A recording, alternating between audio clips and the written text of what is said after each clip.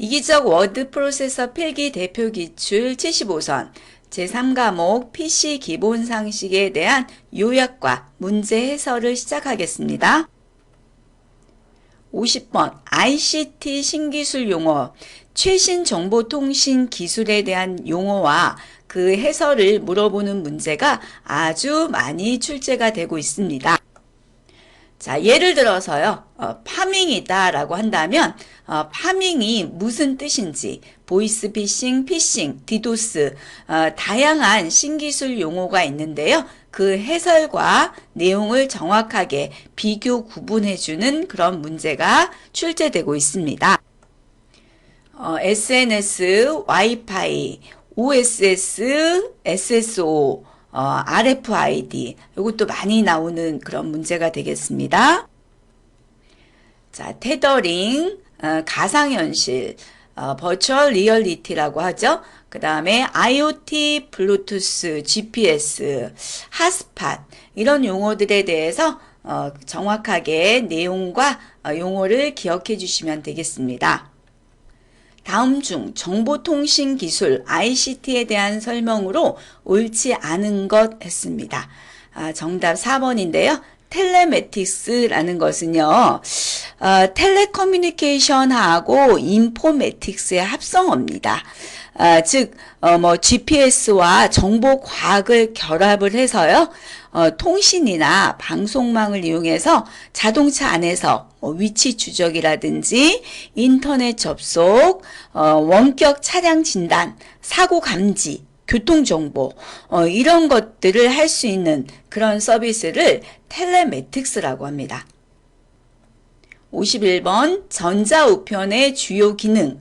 자, 보내는 사람, 이것을 송신자, from을 쓰고요. 자, 받는 사람은 수신자, to를 씁니다. 그리고 참조를 원한다.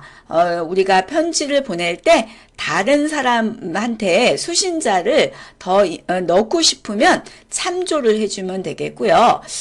그런데 이제 이 수신자가 누구인지 다른 사람이 모르게 하고 싶으면 블라인드라고 해서 BCC라고 하고요. 그 다음에 이제 제목을 넣을 수가 있고 이제 문서의 그 글자뿐만 아니라 문서, 그림, 동영상 이런 것들을 첨부하는 기능이 있습니다. 그리고 이제 받은 메일에 대해서 답장을 해주는 것을 회신이라고 하고요. 받은 메일을 다른 사람한테 이제 알려주고 싶을 때 받은 메일 그대로 다시 보내면 포워딩, 전달한다 라고 합니다. 다음 괄호 안에 들어갈 기능은 수신자와 CC는 이제 참조자라고 해요.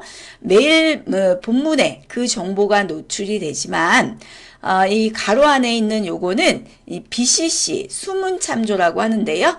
사용해주면 메일이 정상적으로 전송이 되나 수신자나 참조자 수신자를 CC 수신자라고 하고요. 이 BCC 수신자의 정보를 다른 수신자는 볼 수가 없게 됩니다. 그런 걸 BCC 수문 참조라고 합니다. 52번 애니악. 자, 이 애니악은요, 진공관을 이용한 세계 최초의 전자식 계산기가 됩니다. 자, 이거는 프로그램을 이제 내장 방식을 도입하기 전 외장 방식의 최초의 계산기, 그러면은 애니악이 됩니다. 다음 중 프로그램 내장 방식의 컴퓨터와 거리가 먼 것은 그랬는데요. 즉 정답은 1번 애니악. 요것은 외장 방식을 취한 최초의 전자식 계산기가 됩니다. 내장 방식 같은 경우는 모든 프로그램과 명령어들을 실행하기 전에 주기억 장치에 저장됐다가 명령어를 순서대로 꺼내서 해독하고 실행하는 방식의 컴퓨터를 내장 방식이라고 해서 내장 방식의 최초의 계산기는 에드삭이 되고요. 그 다음에 이제 유니박, 에드박 이건 다 외장 방식, 내장 방식의 컴퓨터가 됩니다.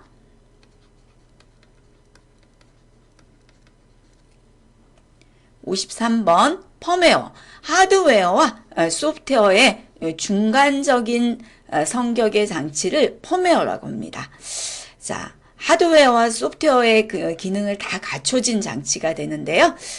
속도가 빨라서 운영체제에서 입출력 장치를 제어하는 부분과 같이 고속 처리가 필요한 프로그램과 디지털 시스템에서 사용을 합니다. 최근에는 플래시 롬에 저장이 돼 있어서 내용을 간단하게 변경도 가능합니다. 다음 중 하드웨어와 소프트웨어의 중간적인 형태의 프로그램으로 롬에 기록이 되어 있다 라고 하고요. 업그레이드를 할 수 있다. 그러면 1번 펌웨어입니다. 쉐어웨어는요, 일정 기간 무료로 사용하다가 돈 주고 금액을 지불하고 사용하는 프로그램이고요. 자, 미드웨어 같은 경우는 이제 서로 다른 서버와 클라이언트 사이를 연결해주는 소프트웨어입니다. 네트워크 환경에서 사용해주는 그런 웨어가 되겠고요. 프리웨어라는 건 이제 공개용 소프트웨어가 됩니다. 다음은 54번 광디스크.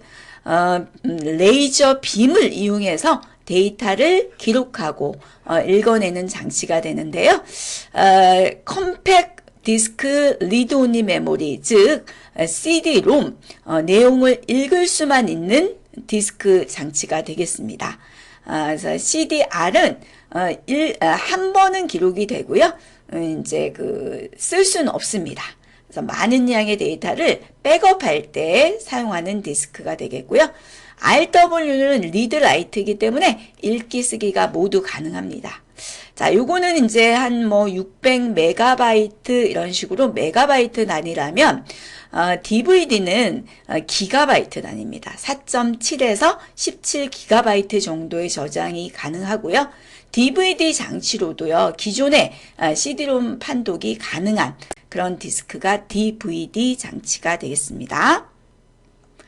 다음 중 광디스크, 그거의 종류와 이에 대한 설명으로 옳지 않은 것 했습니다. 정답 2번인데요. DVD. 디스크 한 면에 약 4.7기가 정도의 데이터 전송이 가능하다.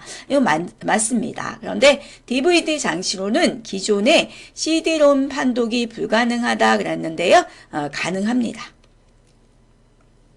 55번 연산장치. 연산, 계산한다는 뜻입니다. 사칙 연산을 하거나 이제 비교, 판단 연산을 해주는 장치를 연산장치라고 하는데요. 그 중에 이제 가상기라는 것은 더해주는 두 개 이상의 수를 입력해서 이들의 합을 출력해주는 장치가 되겠고요. 누산기 같은 경우는 이거는 이제 산술 연산이나 논리 연산의 그 결과, 그것을 일시적으로 기억해주는 레지스터 장치가 됩니다. 그리고 이제 보수기 같은 경우는 뺄셈을 주로 사용할 때 해주는 장치가 되겠고요.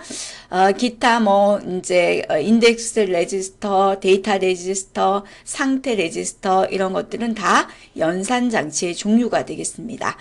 자, 연산 장치와 제어 장치의 종류를 물어보는 문제가 출제가 되고 있습니다. 다음 중 연산장치의 구성에 대한 설명으로 옳지 않은 것 했습니다. 정답 3번인데요. 연산장치에서 보면은 데이터 레지스터가 있습니다. 자, 요것은요, 우리가, 그 연산에 사용할 데이터를 일시적으로, 기억해주는 레지스터입니다. 3번이 되겠습니다. 56번 RISC.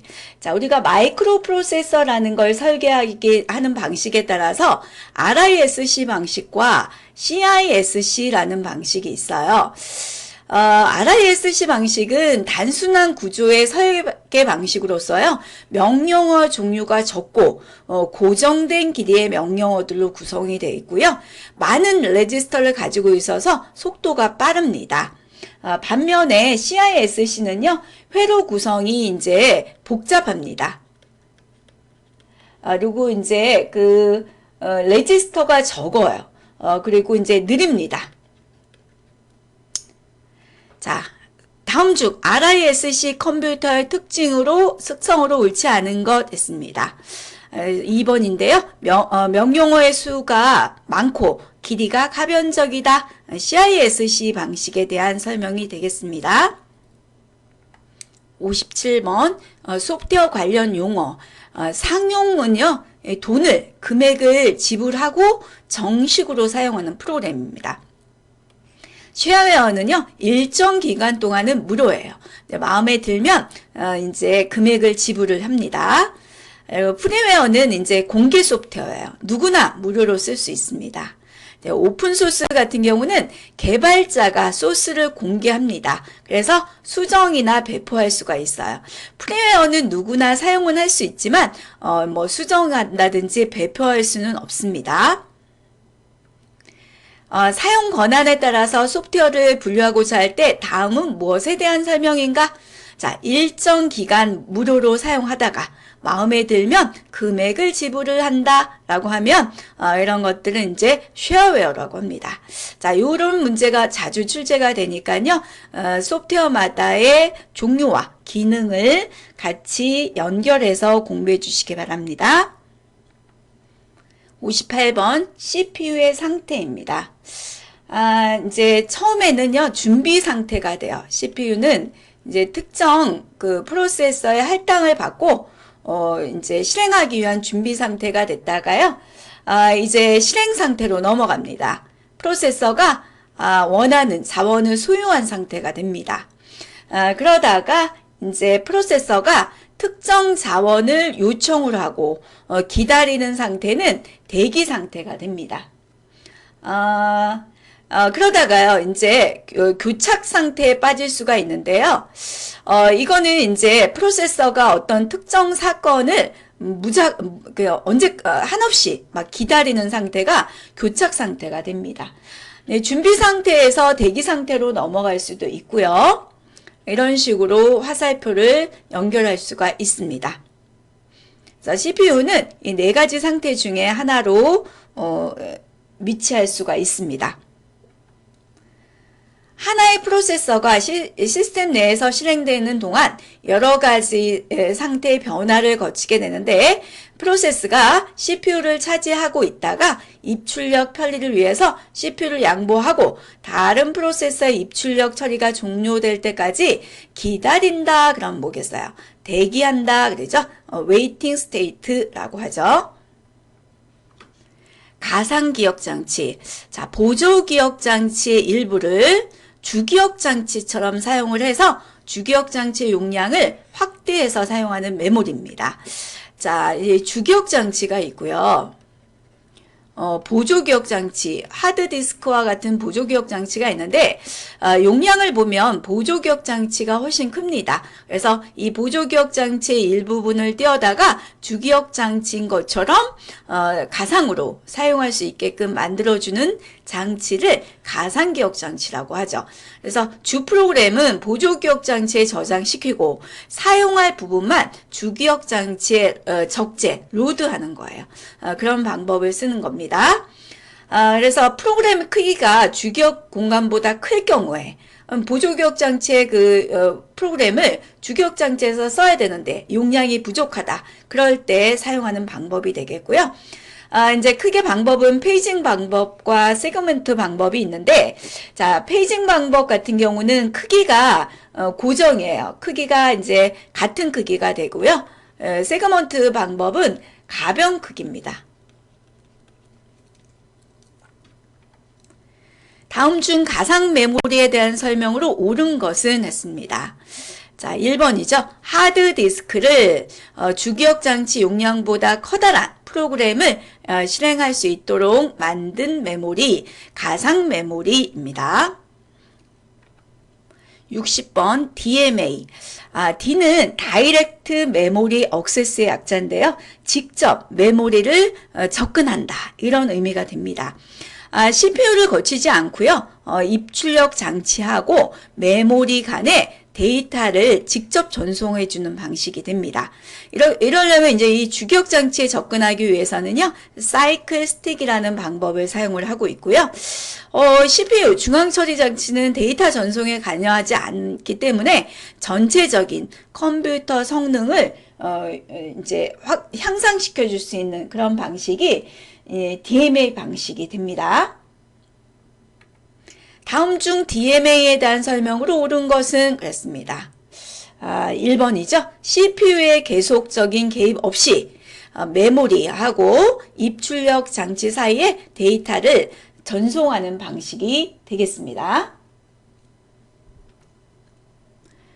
61번 운영체제 리소스. 자, 운영체제는 이제 윈도우와 같은 프로그램들을 운영체제라고 하는데요. 운영체제에서 사용해주는, 관리해주는 리소스, 자원들이 있습니다. 프로세서, CPU가 있고요. 메모리, 램 메모리가 있습니다. 그다음에 이제 하드디스크, 보조기억 장치가 있고요. 입출력 장치, 이런 것들을 다 관리를 하고 있습니다. 컴퓨터 시스템에서 운영체제의 목적은 유한한 리소스의 효율적인 관리이다. 다음 중 운영체제가 관리하는 리소스의 종류와 거리가 먼 것은 그랬습니다. 운영체제가 관리하지 않는 것이죠. 정답은 3번이 되겠습니다. 바이오스. 일반적으로 롬에 저장이 되어 있다고 해서 롬 바이오스, 기본적인 입출력 시스템을 롬 바이오스라고 해서 부팅을 담당해주는 소프트웨어들이 있습니다. 이것은 이제 제일 처음에 켜주면 롬에서 읽어들여서 그 다음에 이제 윈도우와 같은 운영체제로 부팅할 수 있게 해주는 소프트웨어가 됩니다. 자, 운영체제의 분류입니다. 임베디드 시스템, 분산 처리, 병렬 처리, 시분할 처리 또는 뭐 다중 처리, 일괄 처리 등등의 처리 방법에 따른 분류가 있고요. 자, 그 중에서 이제 임베디드 시스템 같은 경우는 이제 기계나 전자장치의 어떤 두뇌 역할을 해주는 이 마이크로 프로세서 이것을 시스템에다가 장착을 해서요. 여기에 어떤 효과적인 제어와 구동을 할 수 있는 그런 시스템입니다. 즉 하드웨어에 내장되어 있는 운영체제로 전자제품이나 PDA, 뭐 휴대전화 이런 것들을 제어해주는 그런 곳에 주로 사용을 하고 있습니다. 자, 분산 처리 시스템은요, 네트워크로 연결된 컴퓨터에 의해서 작업과 자원을 분산하여 처리하는 방식이 되겠고요. 병렬 처리는 서로 연결된 2개 이상의 처리기, 프로세서에서 2개 이상의 프로세스를 동시에 병렬로 처리해서 속도를 높여주는 방식이 되겠습니다. 처리기는 프로세서라고 하고요. 처리하는 프로그램 자체는 프로세스라고 합니다. 시분할 처리 시스템은요, 속도가 빠른 CPU를 시간으로 이렇게 분할을 해주는 거예요. 그래서 여러 개의 작업이 동시에 이루어지는 것처럼 보는 그런 시스템, 처리 시스템을 시분할 처리 시스템이라고 합니다. 다음 중 일반 PC가 아니며 주로 보드 형태의 반도체 기억 소자에 응용 프로그램을 탑재해서 컴퓨터의 기능을 수행하는 시스템을 무엇이라고 하느냐 그랬습니다. 이런 걸 임베디드. 그러니까 밥솥 안에다가 이제 그 반도체 메모리를 탑재한 다음에 밥이 다 됐습니다. 이런 소프트웨어를 추가해주는 그런 시스템이 이제 임베디드 시스템이라고 할 수 있습니다. 63번 멀티 프로그래밍. 자, 동시에 2개 이상의 프로그램을 주기억 장치에 기억시켜 놓고 하나의 프로세서가 고속으로 처리하는 방식. 즉 하나의 프로그램이 CPU를 짧은 시간 동안 수행하고요. 운영체제가 그 다음 프로그램으로 실행하는 거예요. 우리가 CPU는 하나인데, 이게 특정 시간별로 나누어서, 이제 여러 개의 그 프로그램을 실행할 수 있게끔 그렇게 하는 방식을 멀티 프로그램 방식이라고 합니다. 한 시스템에서 멀티 프로그램이 가능한 이유를 가장 잘 설명한 것은 했습니다. 4번이죠. 각 프로그램이 주어진 작은 시간만큼 프로세서, 즉 CPU를 사용하고 반환을 합니다. 이걸 반복적으로 하게 되면 여러 개의 프로그램이 동시에 실행되는 것처럼 보일 수가 있습니다. 64번 컴파일러와 인터프린터. 자, 우리 프로그램을 번역하는 방식에 따라서 컴파일러와 인터프린터 방식이 있는데요. 컴파일러는 전체를 한꺼번에 번역을 합니다. 인터프린터는 한 줄씩 번역을 하고요. 컴파일러는 이제 목적이라는 프로그램을 중간 코드를 생성을 해주고요. 기억 장소가 많이 소요됩니다. 네, 한번 컴파일을 해놓으면 실행 속도는 아주 빠릅니다. 네, 반면에 인터프린터는요. 중간에 목적 프로그램이 없어요. 작업 속도가 컴파일러에 비해서 느립니다. 목적 프로그램은 생성되지 않습니다. 다음 중 컴파일러 언어와 인터프린터 언어의 차이점에 대한 설명으로 옳지 않은 것 했습니다. 정답 1번인데요. 인터프린터가 컴파일러보다 일반적으로 실행 속도가 빠르다. 그런데 실행 속도가 빠른 것은요. 컴파일러 언어예요. 한꺼번에 번역하는 건 컴파일러, 한 줄씩 번역하는 건 인터프린터 언어가 되겠습니다. 65번 USB. U는요, Universal Serial Bus. 즉, 12Mbps 이상의 속도를 지원을 해주는요, 직렬, 포트, 그것의 일종입니다. 최대 127개까지의 주변 기기를 연결할 수 있는 그런 포트이고요. 자, 이거는 컴퓨터에 꽂으면 바로 인식해주는 플러그 앤 플레이를 지원을 해주는 그런 포트가 되겠습니다. 즉 컴퓨터와 각종 주변 기기를 연결할 수 있는 방법이 되겠습니다. 다음에서 설명하는 장치로 알맞은 것은 했습니다.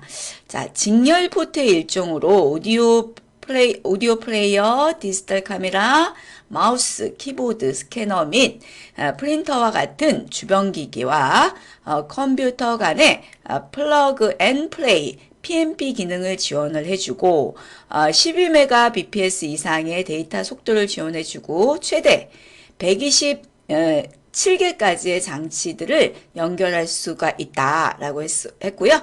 컴퓨터를 사용하는 도중에 이 방식의 주변 기기를 연결해도 인식할 수 있다. 컴퓨터가 켜져 있는 상태에서 이 장치를 연결을 해도 따로 부팅하지 않아도요. 인식이 된다라고 했습니다. 자, 이거와 이 정답에 해당되는 건 2번 USB라는 연결 포트가 됩니다. 자, HP 같은 경우는요, 이제 그래픽 전용 확장 슬롯이라고 하고요. SCSI 방식은, 자, 요거는 이제 하드디스크를 연결해주는 그런 방식이 되겠습니다. 그 다음에 i1394는요, 요것도 연결 포트이기는 하는데, 요거는 최대 63개까지 장치들을 연결할 수가 있습니다. 66번 CMOS. 우리가 이제 컴퓨터의 전원을 켜면요. 파워 온 셀프 테스트라고 그래서 자체 진단 프로그램에 의해서 시스템을 점검을 해주고 기타 이제 주변 장치 등을 초기화를 합니다. 이때 이 바이오스에 내장된 램의 일종을 CMOS라고 합니다. 컴퓨터 시스템마다 다른데요. 뭐 F2라든지 뭐 ESC라든지 이런 키보드를 누르게 되면 파란색 창이 나와요.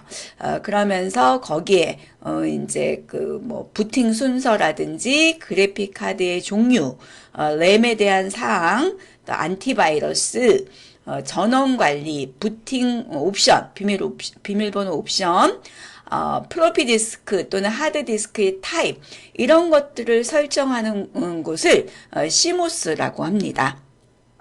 그러니까 일단 파워온 셀프 테스트에서요, 바이오스 안에서 이제 작동되는 내장된 램이다라고 할 수가 있겠고요. 이거는 이제 컴퓨터를 꺼도 이 내용을 유지할 수 있도록 그렇게 만든 값들을 저장을 해 놓습니다. 다음 중 시모스 설정에 대한 설명으로 옳지 않은 것 했습니다. 정답 3번인데요. 시모스 설정에서 부팅의 우선순위와 안티바이러스 기능을 설정할 수 없다 그랬는데요. 부팅의 우선순위, C 드라이브, D 드라이브 이런 식으로 우선순위를 설정할 수가 있고 안티바이러스 설정을 할 수가 있습니다. 67번 IEEE1394. 자, 이 IEEE라는 것은 전기전자기술자협회에서 만든 규약입니다. 자, 여기서 애플사가 개발한 고속의 직렬 인터페이스가 되겠고요. 요건 특징이 되겠습니다. 컴퓨터 주변 장치나 각종 가전기기를 개인용 PC에 접속을 해서 PC의 멀티미디어 기능을 강화한 겁니다. 최대 63개까지의 주변 장치를 연결할 수가 있고요. 이 전송 속도는 초당 100MB, 200MB, 400MB 세 가지 종류가 있습니다. 핫 플러그인을 지원을 해줘요. 꼽기만 하면 자동으로 인식을 할 수 있습니다. 다음 보기에서 설명하는 장치로 알맞은 것은 PC나 각종 AV 기기에서 대량으로 고속의 데이터 통신을 실행하기 위한 인터페이스로 파이어와이어라고도 불리운다. 플러그 앤 플레이 기능이 있어서 각종 기기 접속과 단절을 자유롭게 할 수 있다. 고속의 직렬 연결 장치다. 정답은 3번이 되겠습니다. 68번 멀티미디어 활용 분야. 자, 멀티미디어라고 하면요. 다양한 형태의 미디어를 하나로 통합한 정보로 표현해주고 전달해줄 수 있는 그런 기술들을 이제 멀티미디어라고 하는데 그런 분야, 여러 가지 분야에서 활용하고 있습니다. 자, VOD 아주 많이 쓰는 기능이죠. 비디오 온 디맨드라고 해서 사용자가 원하는 시간에 영상 정보를 볼 수 있는 서비스입니다. 여러분들이 원하는 시간에 지나간 드라마나 지나간 영화 이런 것들을 볼 수 있는 서비스 자체를 VOD라고 하고요. VCS는 이 C 자체가요 컨퍼런스 즉 원격을 통해서 이제 회의할 수 있는 그런 시스템을 VCS라고 하고 VR 가상 시스템입니다. PACS는요, 의료 영상 정보 전송 시스템입니다. 그다음에 CAI, 이거는 원격 교육이죠. 그래서 원격 교육 시스템, 이런 식으로 여러 다양한 분야에서 멀티미디어를 활용할 수가 있습니다. 다음 중 멀티미디어 활용 분야에 대한 설명으로 옳지 않은 것 했습니다. 자, 정답 1번이죠. VCS. 비디오 컨퍼런스 시스템. 그래서 요거는 원격으로 떨어져 있는 곳을 연결을 해서 회의해주는 그런 시스템을 VCS라고 합니다. 69번 광 케이블. 자, 정보통신에 의해서 정보를 전송하는 매체에는요, 광 케이블도 있고요.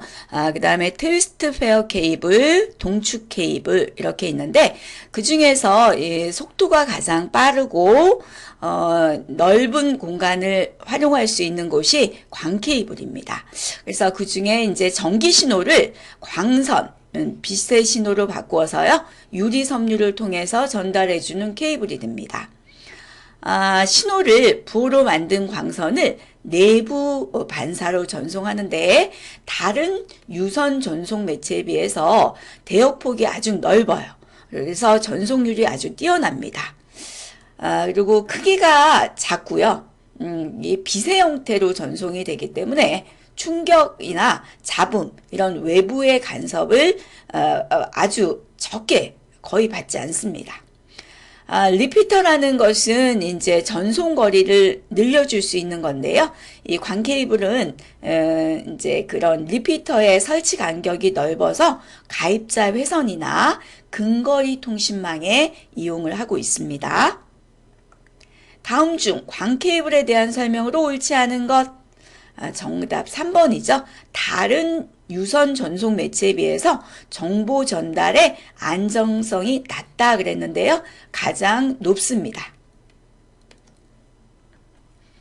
70번 하이퍼텍스트.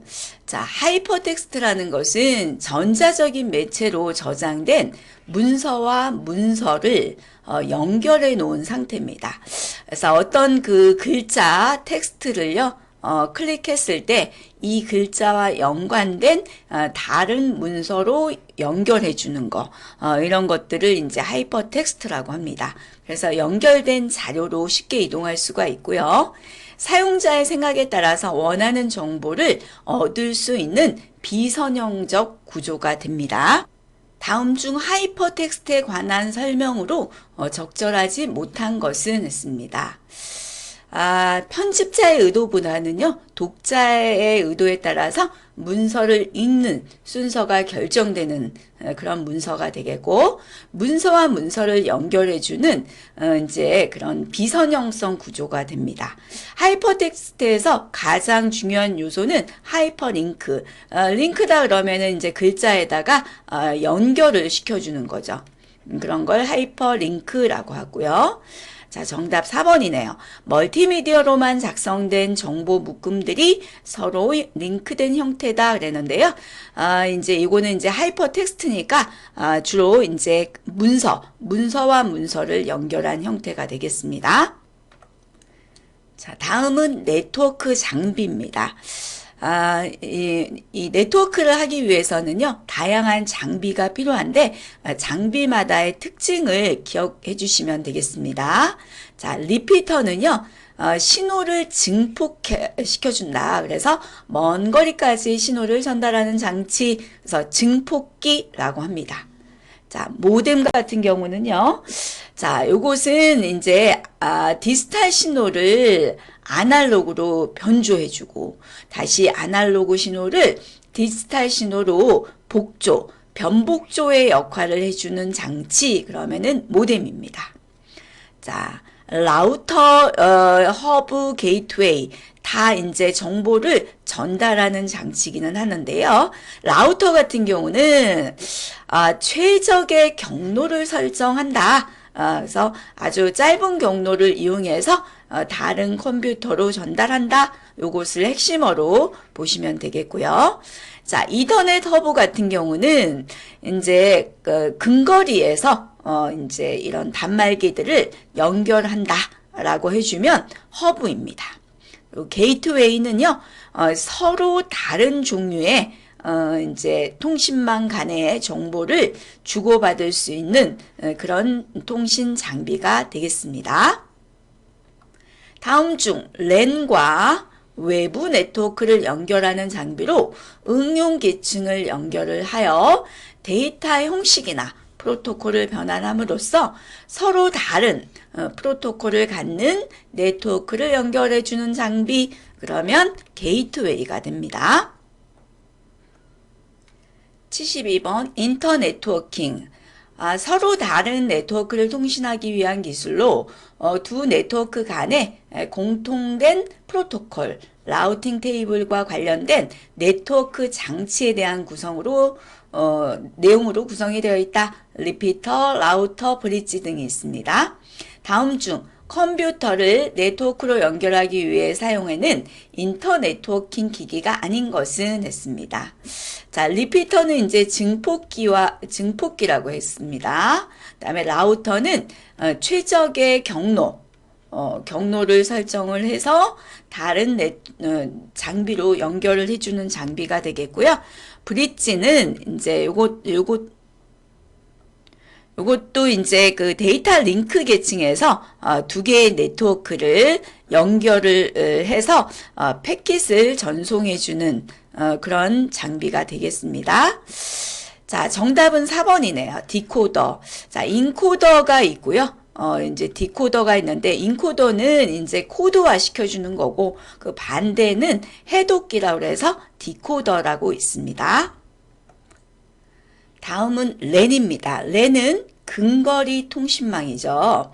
자, 이 근거리 통신망에서 정보를 전송하는 방식에 따른 분류에서 첫 번째 CSMACD입니다. 전송 매체를 감시를 하다가 신호가 있으면 기다리고요. 신호가 없다. 그럴 때 전송을 해주는 방식입니다. 이 경쟁 방식이 됩니다. 그래서 없으면 쓰고요. 이제 신호가 있으면 이제 다른 사람이 쓴다는 뜻이에요. 그럴 땐 기다리는 그런 방식이 되겠고, 자, 두 번째 토큰 버스는 모양이 이렇게 그 버스 형태가 되어 있습니다.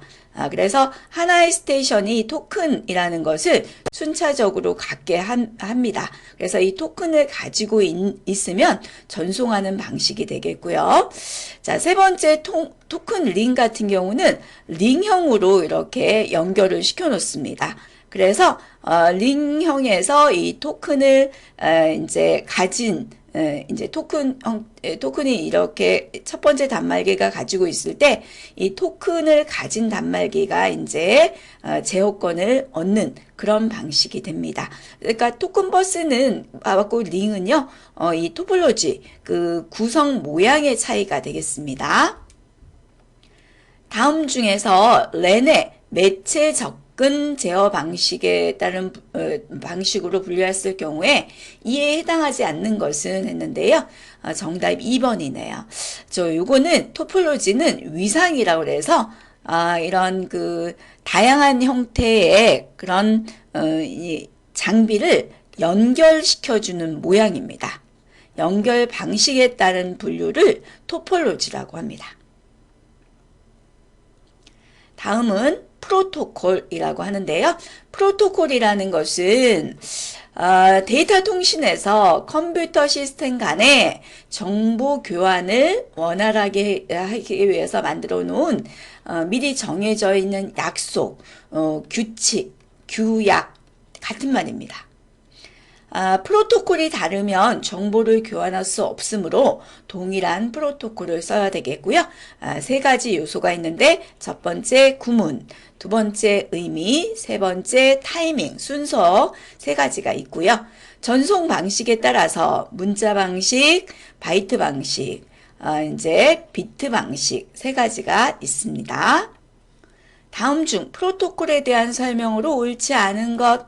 자, 프로토콜이란 통신을 원하는 두 개체 간에 무엇을, 언제, 어떻게 통신할 것인가에 대한 약속이라고 했고요. 세 가지 구문, 의미, 순서 있습니다. 그리고 이제 프로토콜을 전송하고자 하는 데이터 프레임의 구성에 따라서 문자 방식, 바이트 방식, 비트 방식이 있습니다. 정답 4번인데요. 프로토콜의 구성을 회사마다 다양하게 설정하면 인터넷을 보다 효율적으로 사용할 수 있다.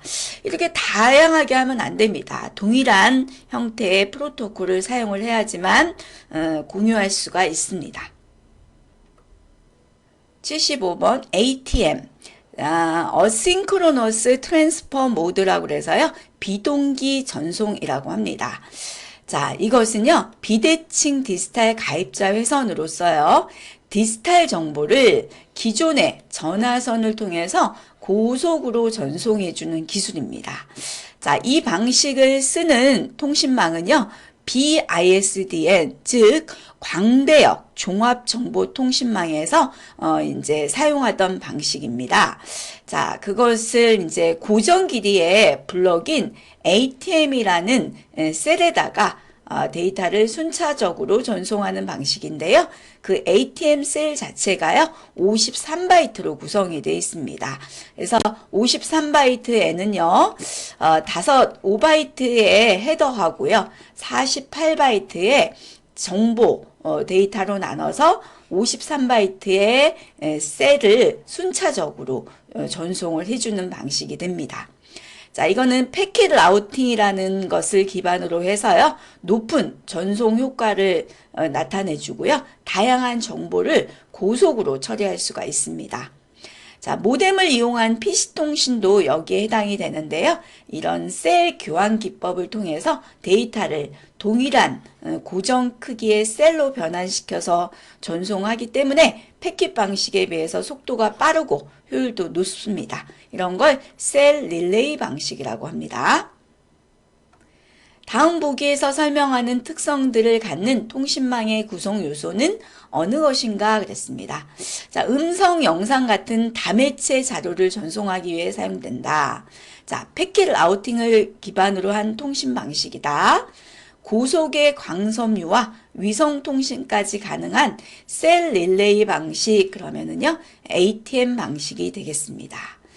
자, 이것으로 워드 프로세서 필기 대표 기출 75선 해설을 마치도록 하겠습니다.